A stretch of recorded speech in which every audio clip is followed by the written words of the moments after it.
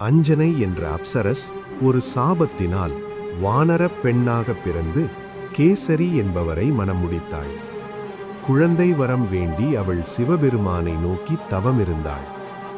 அதே சமயம் அயோத்தியில் தசரத சக்கரவர்த்தி புத்திரகாமேஷ்டி யாகம் செய்து பெற்ற ஞான பாயசத்தில் ஒரு பகுதியை ஒரு பருந்து எடுத்துச் சென்றது. அந்த பாயசம் தவமிருந்த அஞ்சனையின் கைகளில் விழுந்தது. அதை சிவபெருமானின் அருளாக கருதி அஞ்சனை உண்டாள். வாயு பகவான் அந்த பாயசத்தை அஞ்சனையிடம் சேர்த்ததால் வாயுவின் அம்சம் மற்றும் சிவபெருமானின் அருளோடு அனுமன் பிறந்தார். பிறந்தவுடனே சூரியனை ஒரு பழம் என்று நினைத்து அதை நோக்கி அனுமன் பாய்ந்தது அவரது எல்லையற்ற வலிமையை காட்டியது. அனுமன் சிவனின் அம்சம் கொண்டவராகவும் வாயு புத்திரனாகவும் போற்றப்படுவதற்கு இதுவே காரணம்.